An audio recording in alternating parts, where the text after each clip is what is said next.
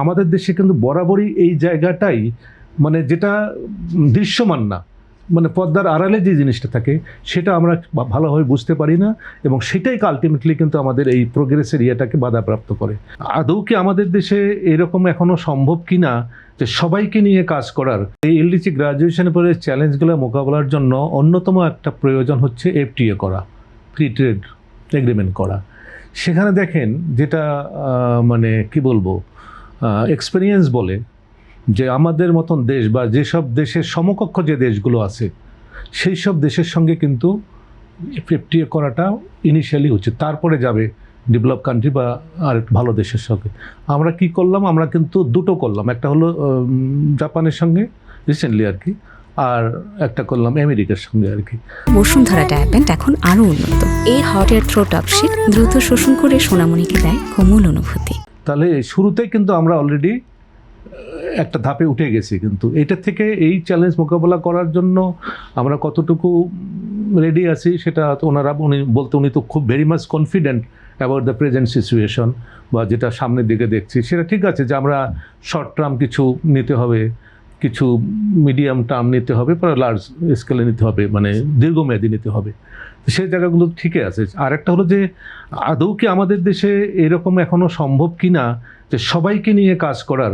এটা আমরা কিন্তু বায়বীয় কথা, এটা কিন্তু প্র্যাকটিক্যালি দেখা যায় যে এটা এখন মনে করেন, আমি যেটা এখন এক্সপিরিয়েন্স আমার হচ্ছে যে ওনাদের বিভিন্ন সংগঠন আছে, ঠিক আছে, এই যে কিছু 60,000 কোটি টাকা বোধহয় একটা অ্যালোকেশন আছে, প্লাস এবার বোধহয় 20,000 বন্ধ কারখানা, সেখানে নানান ধরনের কথা শুনছি, কিছু কথা ডিসক্লোজ হচ্ছে, কিছু হচ্ছে না। কিন্তু এই যে বিষয়গুলো আছে সেখানে পলিটিসাইজ হয় কিনা, আমাদের দেশে কিন্তু বরাবরই এই জায়গাটাই মানে যেটা দৃশ্যমান না, মানে পর্দার আড়ালে যে জিনিসটা থাকে সেটা আমরা ভালোভাবে বুঝতে পারি না, এবং সেটাই আলটিমেটলি কিন্তু আমাদের এই প্রোগ্রেসের ইয়েটাকে বাধাপ্রাপ্ত করে।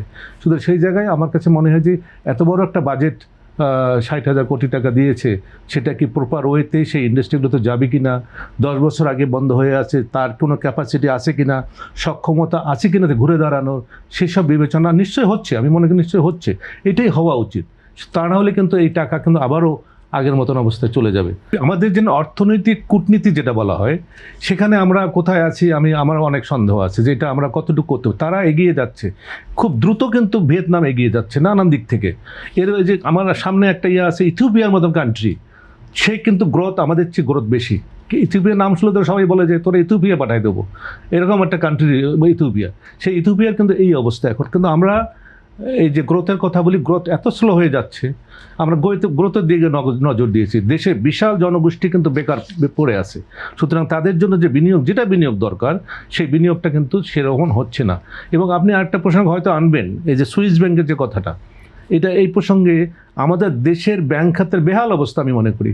সেখানে আমরা ক্যাপিটাল ফ্লাইট করছি এই অবস্থায়, যদিও তাদের ব্যাখ্যাটা একটু ভিন্ন, কিন্তু আমরা কোথাও কিন্তু অন্ধকারে আছি, ক্লিয়ার না কোন কোন প্রতিষ্ঠানে কোন কোন ব্যক্তির তারা এই সুইস ব্যাংকে, নটরস ব্যাংক ইয়েগুলোতে তারা রাখতেছে এই তাদের ক্যাপিটাল।